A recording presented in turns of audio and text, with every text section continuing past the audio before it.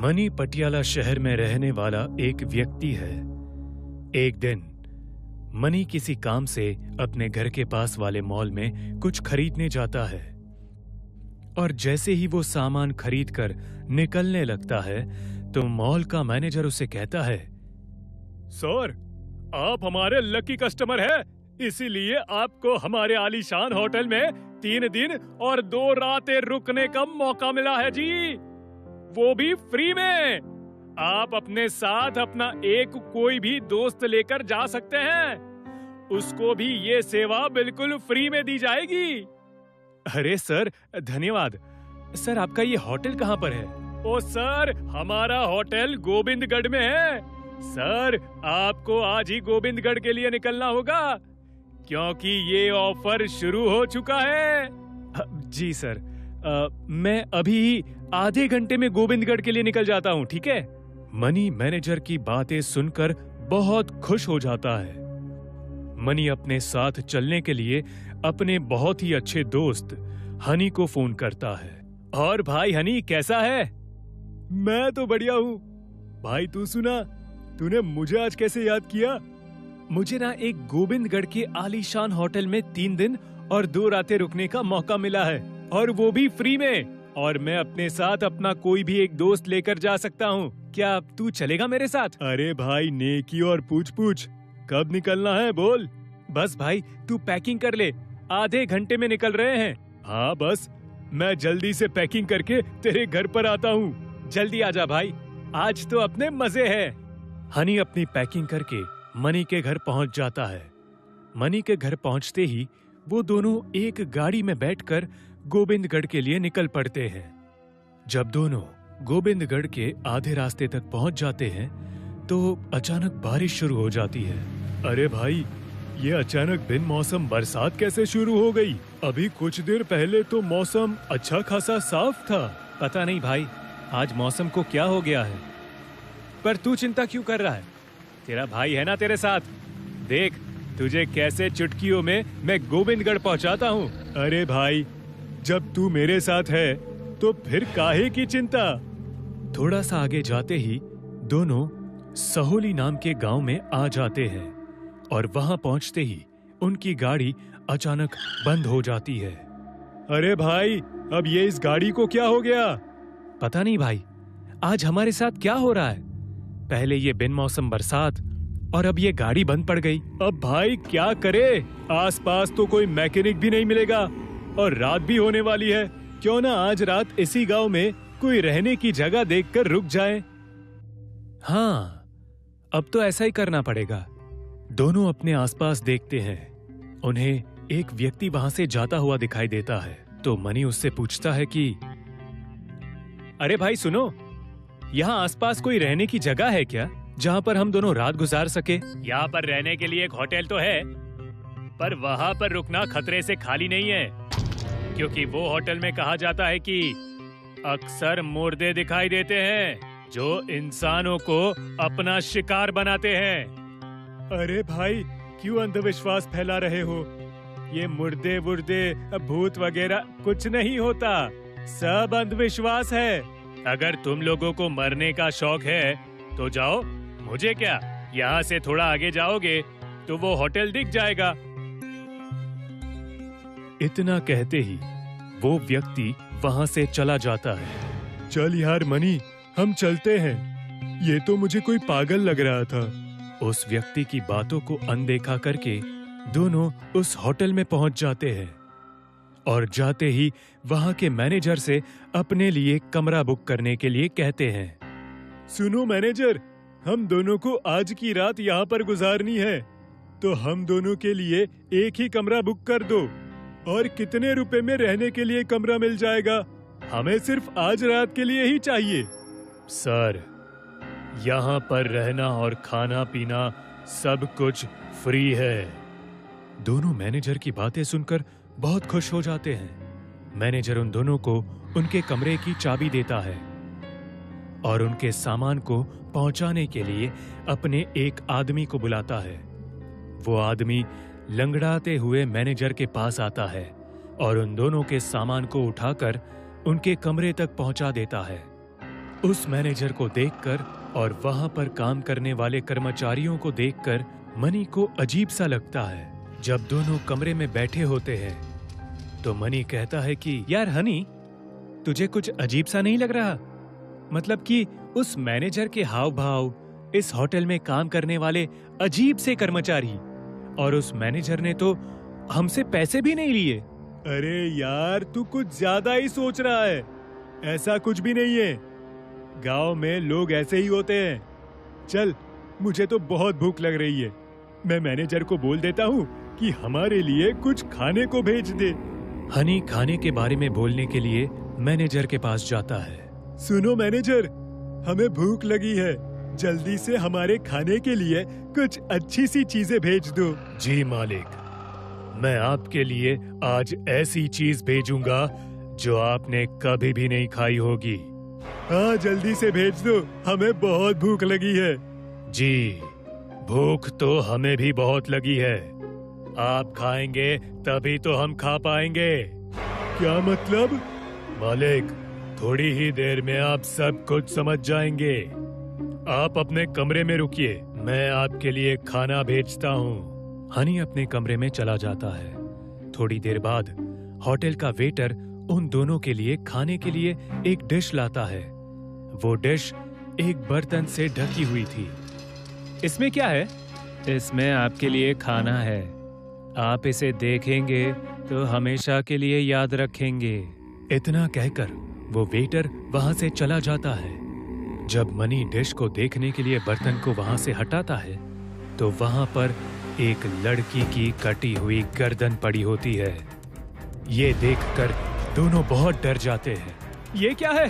मुझे शुरू से ही इस होटल में कुछ अजीब सा लग रहा था। तू ही मेरी बात पर विश्वास नहीं कर रहा था। हाँ भाई, मेरी ही मति मारी गई थी जो मैंने तेरी बातों पर विश्वास नहीं किया। अब क्या करें? करना क्या है? भागो यहाँ से, अपनी जान बचाकर। दोनों अपना सामान उसी कमरे में छोड़कर भागने लगते हैं और भागते हुए होटल के हॉल में पहुंच जाते हैं और देखते हैं कि हर तरफ लाशें ही लाशें पड़ी हैं। अरे भाई, कहाँ मुफ्त के चक्कर में फंस गए? अरे बातें करना छोड़ और भाग यहाँ से, वरना इन लाशों की तरह हम भी लाश बन के पड़े होंगे। दोनों होटल के दरवाजे की ओर भागने की कोशिश करते हैं, पर मैनेजर हाथ में कुल्हाड़ी लेकर वहीं पर खड़ा होता है। मैनेजर पूरी तरह से एक चलते फिरते मुर्दे में बदल चुका था। मैनेजर, तुम्हें ये क्या हो गया? तुम्हारी ये हालत कैसे हो गई? हनी, लगता है ये मर चुका है और मरने के बाद ज़ोंबी बन गया है। अब इस तक हमारी आवाज नहीं पहुंचेगी। हमें यहाँ से किसी भी हालत में निकलना होगा, नहीं तो ये हमें अपनी तरह बना देंगे। जैसे ही दोनों वहाँ से भागने की कोशिश करते हैं, वहाँ से कुछ और मुर्दे आ जाते हैं और वो हनी और मनी दोनों को चारों ओर से घेर लेते हैं और मौका पाकर मैनेजर हनी पर कुल्हाड़ी से हमला कर देता है। हनी! अरे मैनेजर, तुमने ये क्या किया? मेरे दोस्त पर हमला क्यों किया? आखिर क्या बिगाड़ा है हमने तुम्हारा? मनी, मेरे दोस्त, मुझे बचा ले इन मुर्दों से, नहीं तो ये मुझे जान से मार देंगे। जैसे ही मनी हनी को बचाने के लिए आगे बढ़ता है, वैसे ही मैनेजर उस पर भी कुल्हाड़ी से हमला कर देता है और देखते ही देखते मनी वहीं पर मर जाता है। फिर मैनेजर दोबारा हनी पर कुल्हाड़ी से हमला करके उसे भी मार देता है।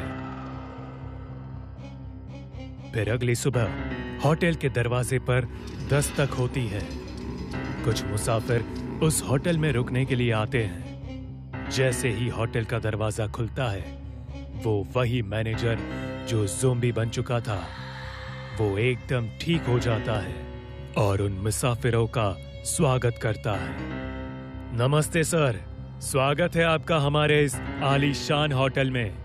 हम आपको ऐसी सर्विस देंगे जैसे आज तक आपको किसी ने भी नहीं दी होगी। जैसे ही मुसाफिर अंदर जाते हैं तो वहां पर सब कुछ ठीक होता है।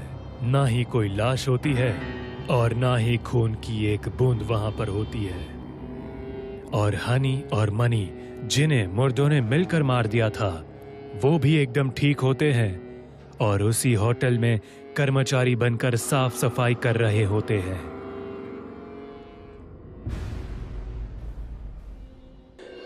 अधारा नाम के गांव में एक संग्रहालय था, जिसमें राजा रोज एक शिकार किया हुआ जानवर और तलवार लाकर रख देता था।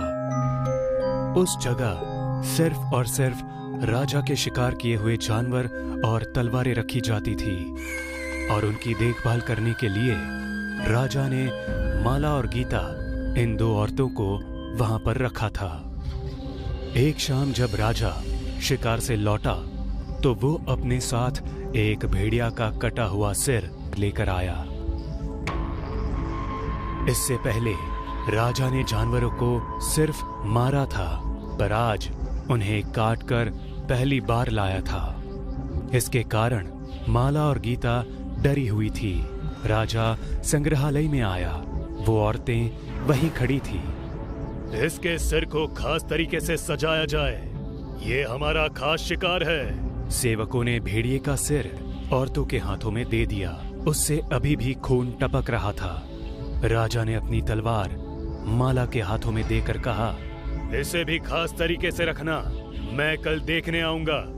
इतना कहकर राजा और उसके सेवक वहां से चले गए। माला और गीता ने उस शिकार और तलवार को संग्रहालय के बीचों बीच सजाया। आज का तो हो गया, चल खाना खा के सो जाते हैं, बहुत भूख लगी है। रुक, ये देख, तलवार पर लगा सारा खून जमीन पर गिर रहा है, इसे साफ करना होगा। ठीक है, मैं करती हूँ, तू जल्दी जा और खाना गरम कर। जा। हाँ ठीक है, ठीक से करना। हाँ। गीता दूसरे कमरे में चली गई और माला वो जमीन पर पड़ा खून साफ करने लगी।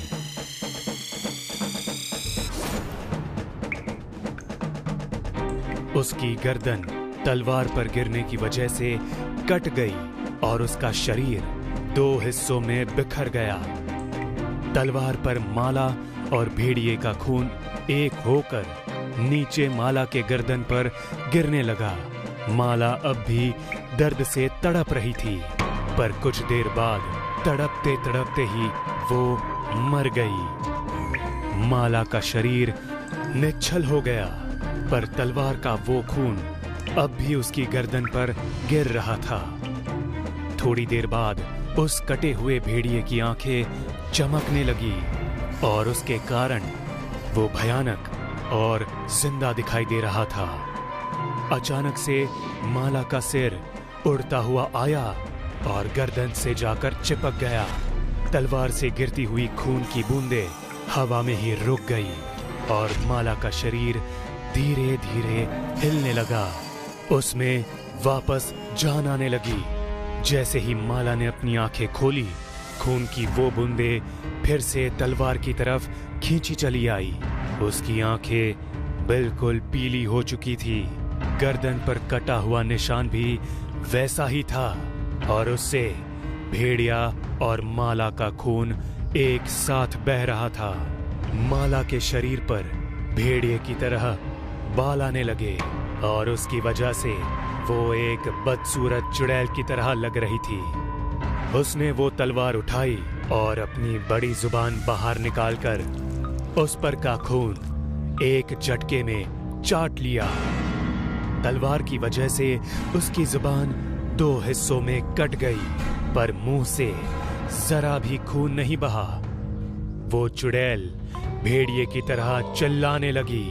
चुड़ैल के शांत होते ही गीता की आवाज आई, माला, क्या कर रहे हैं? आजा, खाना गरम हो गया है, भूख लगी है। तलवार हाथ में लेकर चुड़ैल गीता की तरफ जाने लगी। गीता एक छोटे से कमरे में खाना खा रही थी। कमरे का दरवाजा छोटा होने की वजह से झुक के अंदर जाना पड़ता था। वो चुड़ैल कमरे के दरवाजे तक आई। गीता ने माला की साड़ी देखी और कहा, आ गई तू? क्या कर रहे थे इतनी देर? कुछ वक्त तक चुड़ैल बिना बोले वहीं दरवाजे पर खड़ी रही। चल अंदर आ, भूख नहीं लगी है? भूख लगी है। चुड़ैल ने अपने सिर को जोर से दीवार पर मारा और दरवाजे का हिस्सा तोड़ दिया। गीता माला का वो चुड़ैल वाला रूप देखकर डर गई। चुड़ैल गीता की तरफ बढ़ी और तलवार से उस पर वार करने लगी। गीता जोर जोर से चिल्ला रही थी, मदद के लिए पुकार रही थी, पर वहां कोई नहीं था। चुड़ैल ने गीता के शरीर के ढेर सारे टुकड़े कर दिए और वो टुकड़े खाने लगी। अपनी कटी हुई जुबान से गीता का खून चाटने लगी। अगली शाम जब राजा अपना शिकार लेकर आया, तब संग्रहालय की हालत देखकर डर गया। उसने देखा कि कल की तलवार अपनी जगह पर नहीं थी। जमीन पर चारों तरफ खून पड़ा हुआ था। ये सब क्या हुआ? माला, गीता? राजा धीरे धीरे अंदर आने लगा। राजा के दो सेवक भी डर डर के राजा के पीछे जाने लगे। चलते चलते राजा उस छोटे कमरे तक पहुंचा और अंदर का वो दृश्य देखकर और भी डर गया। जमीन पर सारा खून और आतड़ियां पड़ी थी। डर के मारे राजा ने अपनी तलवार निकाली और आगे बढ़ता रहा। अचानक चुड़ैल ने ऊपर से उन दो सेवकों पर हमला किया और तलवार से उन्हें मार डाला। उसने राजा पर भी हमला किया, पर राजा ने अपनी तलवार आगे करके खुद को बचा लिया। कौन हो तुम? माला? भूख लगी है, तुम्हें खाऊंगी। माला, मतलब तुमने ही गीता को मारा और खा गई, नरभक्षी कहीं की। चुड़ैल को ये सुनकर गुस्सा आया और वो भेड़िए की आवाज में चीखने लगी। चुड़ैल ने राजा पर जोर से वार किया और उसकी तलवार तोड़ दी। तुरंत ही दूसरा वार किया और उसका सिर धड़ से अलग कर दिया। तीनों को मारने के बाद उनकी लाशों को घसीटते हुए अंदर ले गई और एक एक को काट काट कर खाने लगी। भूख लगी है। मुंगेरी लाल की चाट की दुकान के बाहर दो आदमी बात कर रहे हैं। सुना है जंगल की गुफा में एक बहुत शक्तिशाली बाबा है।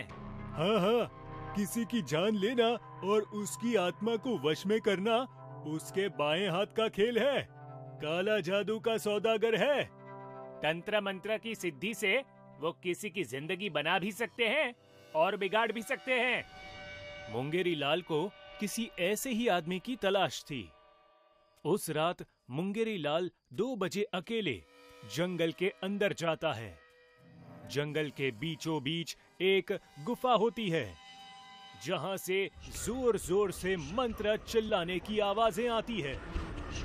शायद इसी गुफा में काला जादू करने वाला बाबा रहता है। अंदर जाऊं या नहीं? गुफा से मंत्र जाप करने की आवाज आनी बंद हो जाती है और वो बाबा मुंगेरी लाल को आवाज देने लगता है। क्या सोच रहा है मुंगेरी लाल? अंदर आजा। मुंगेरी लाल गुफा के अंदर डरते हुए जाता है। सामने से खून की धार आ रही थी। खून देख के डर लग रहा है। अभी एक छोटी बच्ची की बलि दी है। जल्दी बोल, क्या काम है? बाबा आपको मेरा नाम कैसे पता चला? और मैं गुफा के बाहर खड़ा हूँ, वो आपको कैसे पता? और भी बहुत कुछ जानता हूँ। 2 साल पहले तूने अपने ही दोस्त को पहाड़ से धक्का देकर मार दिया था ना? तू शादीशुदा होने के बाद भी दूसरी औरतों के साथ बिस्तर गरम करता है। और बस बाबा, बस और कुछ मत बताओ। जल्दी बता, यहाँ क्या काम है? वरना तेरे पास खड़ा शैतान तुझे मार देगा। पर यहाँ तो कोई नहीं खड़ा है। तभी मुंगेरी लाल की कोई गर्दन पकड़ लेता है और हवा में उठा लेता है। मुंगेरी लाल छटपटाता रहता है। तभी बाबा एक इशारा करते हैं और मुंगेरी लाल की गर्दन छूट जाती है। वो जमीन पर जा गिरता है। यकीन हो गया? जल्दी बता, क्या काम है? बाबा, मैं पिछले 7 साल से चाट बेच रहा हूँ, पर जिंदगी में आगे नहीं बढ़ पा रहा हूँ। और जो मेरे बाद आए थे, आज उनके पास बंगला है, गाड़ी है, सब कुछ है। तो तुझे भी जिंदगी में आगे बढ़ना है? नहीं नहीं, जो मेरे सामने बड़ी बड़ी डींगे मारता है, उन्हें बर्बाद होते हुए देखना है। ठीक है, ये नींबू ले। जिससे तुझे जलन होती है, उसके ऊपर ये नींबू फेंक देना। ठीक है बाबा। और नींबू फेंकने से पहले ओम फट स्वाहा, इसका बेड़ा गर्क हो, ये मंत्र का जाप करके फेंकना। जी बाबा। मुंगेरी लाल नींबू लेके चला जाता है। मुंगेरी लाल, तेरी खैर नहीं। अगली सुबह मुंगेरी लाल चाट की दुकान पर बैठा था। उसकी दुकान पर सत्यम नाम का पुराना ग्राहक आता है। और मुंगेरी लाल, हमारे लिए एक चाट तो बनाओ। अभी बना देते हैं। क्या बात है, आज बहुत खुश लग रहे हो। हाँ, बहुत खुश है। अरे, हमारे घर का लोन 2 साल में ही खत्म हो गया है और ऑफिस में मैनेजर का पोस्ट भी मिला है। बहुत खुश हो गए। अब किसी बात की कोई चिंता नहीं है। हम तो अभी भी भाड़े के ही घर में रहते हैं। अच्छा ये बताओ, पगार पानी भी बड़ा होगा है? मुंगेरी लाल, पूछो मत। अरे भाई, 1.5 लाख महीना और 2 महीने के बाद बाहर गांव जाने वाला हूँ अपने बीवी बच्चों के साथ। बाप रे, 1.5 लाख हर महीने? मेरा तो मुश्किल से 20,000 ही बनता होगा और खाने वाले 6। इसका क्या, बीवी बच्चे और ये। अरे भाई, कहाँ खो गए? आते हैं हम, हैं? 5 साल पहले चपरासी की नौकरी करता था और अभी लखपति बन गया और मैं यहीं का यहीं रह गया। अब से इसकी जिंदगी नरक कर दूंगा। हाँ। मुंगेरी लाल बाबा का दिया हुआ नींबू निकालता है, मंत्र का जाप करता है और उसके ऊपर फेंक देता है। सत्यम अपने घर पहुंचता है और उसके दरवाजे पर एक आदमी आता है। ये सत्यम तू ही है ना? जी। 2 दिन के अंदर ये घर खाली कर दे। जैसे तूने ये घर लिया है वो फ्रॉड था। तेरे जैसे ही 4-5 लोगों को इसने यही घर बेचा हुआ है। क्या? तभी सत्यम को बॉस का कॉल आता है। सॉरी सत्यम, मैंने वो पोस्ट दूसरे एम्प्लॉय को दे दी। नेक्स्ट टाइम आपका देखते हैं। अरे पर सर। एक पल में सत्यम की दुनिया ही बदल गई। सत्यम कुछ समझ नहीं पा रहा था।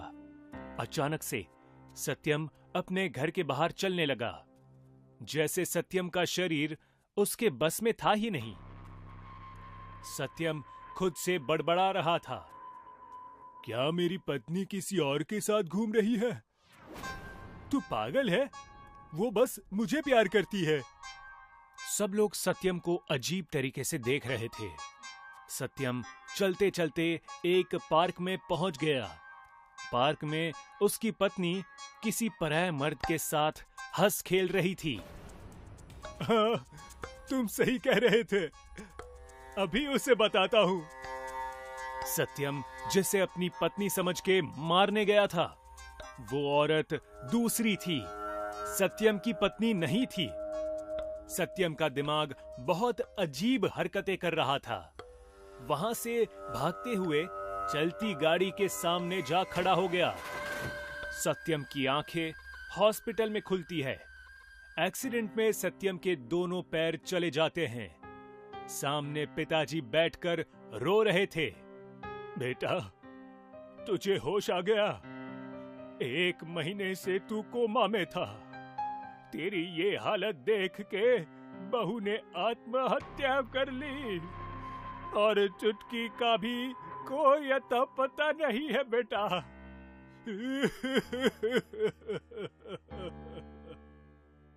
सत्यम जिंदा होने के बाद भी मर चुका था और ये बात जान के मुंगेरी लाल बहुत खुश होता है।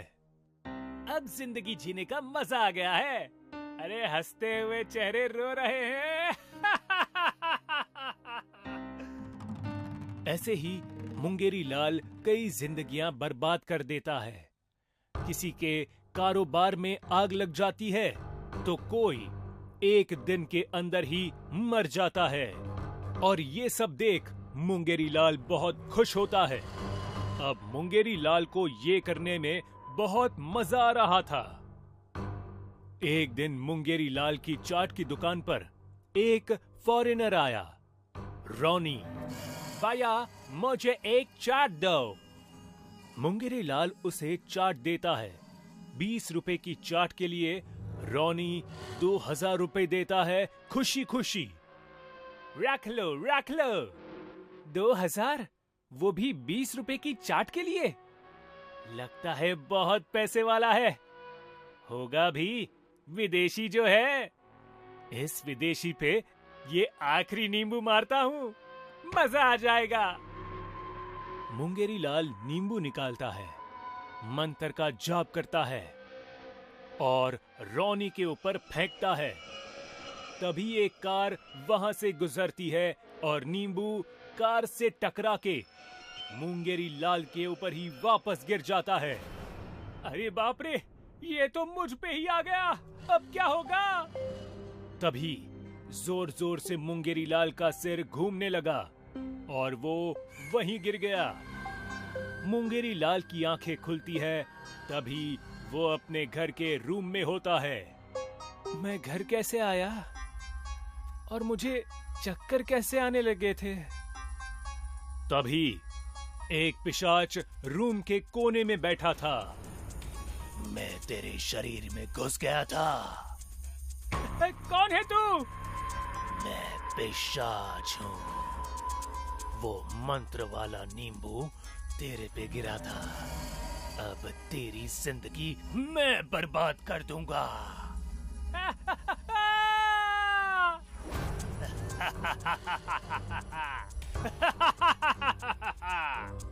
मुंगेरी लाल जोर जोर से चीखने चिल्लाने लगा और पिशाच जोर जोर से हंस रहा था।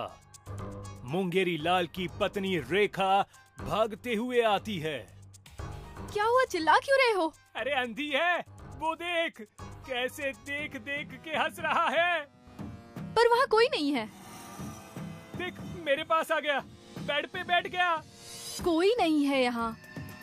तेरे अलावा कोई और नहीं देख सकता मुझे। रेखा, सच में तुझे ये नहीं दिखाई दे रहा? कितनी बार बोलूं, हम दोनों के अलावा इस रूम में कोई नहीं है। मुझे बाहर ले चल। मुंगेरी लाल के साथ जो हो रहा था वैसे ही उन सब के साथ हो रहा था जिनके ऊपर मुंगेरी लाल ने नींबू फेंका था। हमेशा वो पिशाच उनके पास घूमता रहता। एक एक करके तेरा पूरा परिवार खा जाऊंगा। मैं किसी को कुछ नहीं होने दूंगा, नहीं। तेरी पत्नी, तेरे बच्चे धीरे धीरे तुझे पागल समझने लगेंगे। और हुआ भी बिल्कुल ऐसा ही। आधी रात में मुंगेरी लाल चिल्लाने लगता।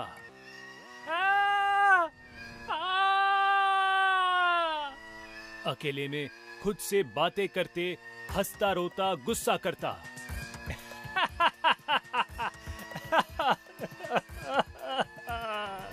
अचानक से मुंगेरी लाल का शरीर काम करना बंद कर देता है।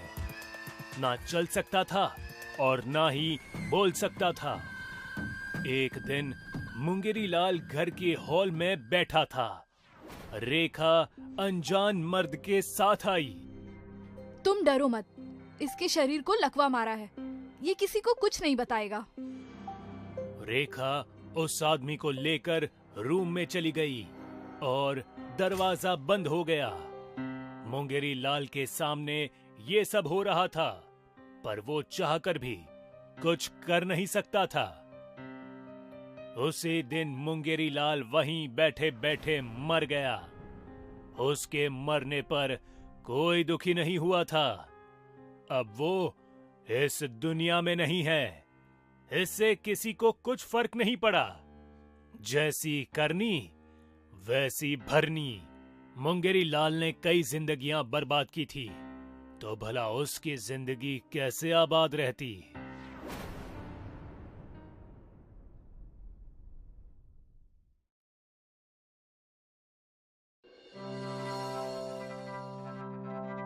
इस कहानी की शुरुआत एक कॉल सेंटर में हुई थी।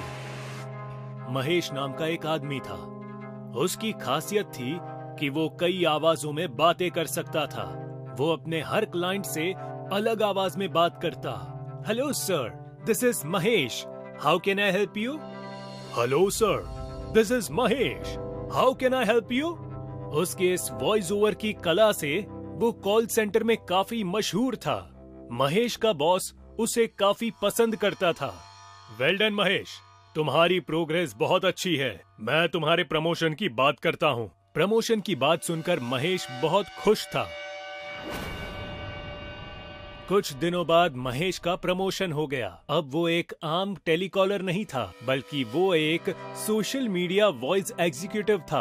अब उसका काम इंस्टाग्राम के जरिए लोगों से बात करना था। महेश जिस कंपनी के लिए काम कर रहा था, वो एक psychology and mental health company थी। यहाँ महेश को लोगों से बात करके उनकी मदद करनी थी, और इसलिए महेश को 15 दिन की कड़ी ट्रेनिंग भी दी गई थी। रात के लगभग 1 बजे थे। महेश इंस्टाग्राम पर लाइव था। तभी उसे किसी जतिन का मैसेज आया। लिखा था, आई नीड हेल्प। महेश ने तुरंत जतिन को इंस्टाग्राम से वीडियो कॉल किया। वीडियो में जतिन के सामने एक जोकर था जो उससे बात कर रहा था। हेलो जतिन, बोलो क्या बात है? उसने मुझे धोखा दे दिया। किसने जतिन? मेरी गर्लफ्रेंड ने। हम 8 साल से रिलेशनशिप में थे। मैंने तो उससे शादी करने का भी फैसला लिया था, पर उस कमीनी ने मुझे धोखा दे दिया। कैसा धोखा? कल मैंने उसे मेरे ही बेस्ट फ्रेंड की गोद में बैठा हुआ देखा। मेरा तो मन कर रहा है कि दोनों का खून कर दूं। रिलैक्स जतिन, जो उन दोनों ने किया वो गलत है, पर अब जो तुम सोच रहे हो वो भी गलत है। महेश ने जतिन की स्क्रीन पर एक हिप्नोटाइजिंग एनिमेशन लगा दिया, और जो जो बातें महेश बोल रहा था वो सब जतिन एक्सेप्ट कर रहा था। कुछ देर बाद जतिन शांत हो गया। अब तुम्हें कैसा लग रहा है जतिन? बहुत अच्छा। और तुम्हारी गर्लफ्रेंड, उसका क्या? उसका वो देखे। मुझे तो बस अब अपनी लाइफ में फोकस करना है। Thank you joker, thank you very much. You're welcome. Mahesh बहुत खुश था कि उसने किसी की मदद की। इसके बाद महेश ने कई और क्लाइंट्स को वीडियो कॉल करके उनकी मदद की, पर जल्द ही महेश इस काम से उब चुका था। वो कुछ अलग करना चाहता था। रात के लगभग 3 बजे थे। महेश को नींद आ रही थी, पर तभी उसे एक मैसेज आया सोनल का। सोनल एक 18 साल की लड़की थी। मैसेज में लिखा था कि उसे हेल्प चाहिए। वो बहुत डरी हुई है। महेश यानी जोकर ने सोनल को कॉल लगाया, पर जोकर को देखकर सोनल और डर गई। कौन हो तुम? मैं जोकर हूँ। तुमने मुझसे मदद मांगी थी। मुझे तुम्हारी मदद की कोई जरूरत नहीं है। अच्छा, लेकिन मैं फिर भी मदद करूँगा। नहीं। सोनल बार बार कॉल कट कर रही थी। जोकर उसे कॉल लगाए जा रहा था। महेश को बहुत मजा आ रहा था सोनल को डराने में। अरे वाह, ये तो अच्छी बात है। लोग मेरी वॉइस से डर भी सकते हैं। सोनल ने वीडियो कॉल उठा लिया। प्लीज प्लीज प्लीज मुझे छोड़ दो। प्लीज मुझे जाने दो। प्लीज। महेश को अच्छा लग रहा था कि सोनल उसके सामने गिड़गिड़ा रही थी। महेश ने कॉल कट कर दिया और हंसने लगा। ये हुई ना बात। अब से महेश बीच बीच में लोगों को डराया करता। लोगों को डराने से महेश को बहुत मजा आता था। इस बीच एक संडे को महेश अपनी गर्लफ्रेंड संध्या से मिलने गया। संध्या का मूड कुछ ठीक नहीं था। क्या हुआ? ऐसे मुंह फुलाकर क्यों बैठी हो? कुछ नहीं, मैं बस बहुत बोर हो गई हूँ और अपनी सहेलियों के साथ एक ट्रिप पर जा रही हूँ। अरे वाह, ये तो अच्छी बात है। मजे से जाओ और मस्त घूमना। महेश को ये समझ नहीं आ रहा था कि वो संध्या को बहुत कम टाइम दे रहा है और धीरे धीरे संध्या उससे दूर होती जा रही है। महेश के सर पे तो बस अपनी नई जॉब का सुरूर चढ़ा था और कैसे नहीं होता, उसकी सैलरी जो 3 गुना हो चुकी थी। एक और हफ्ता बीत गया। महेश और संध्या बस फोन पे ही बातें करते थे। संध्या ट्रिप पर भी चली गई थी, पर सहेलियों के साथ नहीं, बल्कि एक लड़के के साथ। ट्रिप से लौटने के बाद संध्या गिल्ट में थी। वो महेश को सब कुछ सच सच बता देना चाहती थी, पर महेश। संध्या, तुम्हारी ट्रिप अच्छी थी ना? अच्छा सुनो, अगले कुछ दिन मैं बहुत बिजी रहूंगा, तुम बुरा मत मानना, ओके? ये सुनकर संध्या ने महेश को कुछ नहीं बोला, बस अपना बैग उठाकर चली गई। महेश को संध्या का ये बर्ताव खटक रहा था। वो सोच रहा था कि ऐसा क्या हो गया जो संध्या उससे इग्नोर कर रही है।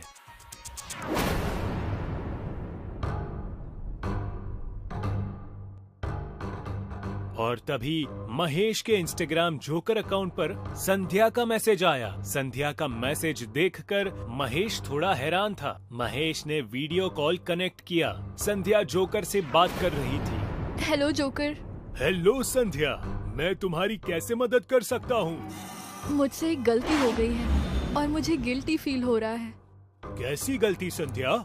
मैं महेश को पिछले 5 साल से डेट कर रही हूँ। पहले तो सब कुछ ठीक था, पर पिछले कुछ महीनों से वो मुझे बिल्कुल टाइम नहीं दे रहा था। Okay then? फिर लास्ट वीक मैं एक ट्रिप पर गई थी। मैंने महेश को कहा था कि मैं अपनी सहेलियों के साथ जा रही हूँ, पर एक्चुअली में मैं उस ट्रिप पे एक लड़के के साथ गई थी और हमारे बीच में वो सब हुआ जो नहीं होना चाहिए था। मैं इस लड़के को बहुत पसंद करती हूँ और महेश के साथ ब्रेकअप करना चाहती हूँ, पर समझ नहीं आ रहा क्या करूँ। ये बात जोकर को बिल्कुल पसंद नहीं आई। महेश को बहुत गुस्सा आ रहा था कि उसकी गर्लफ्रेंड किसी और के साथ रंगरलिया मना रही थी। वो आग बबूला हो रहा था और उसने बदला लेने की ठान ली। जोकर ने संध्या के सामने हिप्नोटाइजिंग स्क्रीन शुरू कर दी। संध्या, अब से मैं जो भी बोलूंगा तुम सब मानोगी। हाँ। तुम जिस लड़के के साथ ट्रिप पर गई थी, क्या वो महेश से बेहतर है? हाँ, बहुत बेहतर है। क्या तुम्हें महेश के लिए बुरा लग रहा है? नहीं, बस झिझक है कि उसे कैसे बताऊं। संध्या, जो तुमने किया वो बहुत गलत था। वो धोखा था, धोखा। महेश ने तुम पर विश्वास किया और तुमने उसी का विश्वास तोड़ दिया। हाँ, मैंने विश्वास तोड़ा है। विश्वासघात की तुम्हें सजा मिलेगी। वो तुम्हें मार देगा। संध्या को अपने कमरे में दिखने लगा। ये संध्या का भ्रम था। महेश के हाथ में एक बहुत बड़ा चाकू था और महेश उस चाकू से संध्या को मारने आ रहा था। मुझे माफ कर दो महेश, माफ कर दो मुझे। महेश से बचने के लिए संध्या घर से बाहर निकली और टेरेस की ओर चल पड़ी। महेश चाकू लेकर उसका पीछा करते हुए टेरेस पर पहुंच गया। जब उसने टेरेस पर देखा तो वहां कोई नहीं था। कहाँ हो तुम संध्या? मुझसे बचकर कहाँ जाओगी? जब महेश ने उस बिल्डिंग के टेरेस से झांक कर देखा तो उसे संध्या की लाश ग्राउंड फ्लोर पर पड़ी हुई दिखी।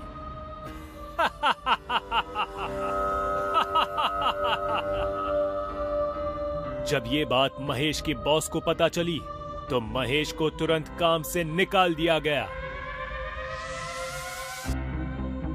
अब महेश ने खुद से ही इंस्टाग्राम का एक अकाउंट बनाया और रात में लोगों को कॉल करके डराने लगा। महेश एक साइको बन चुका था। उसे लोगों को डराकर मारने में बहुत मजा आता था। मैं हूँ इंस्टाग्राम का भूत।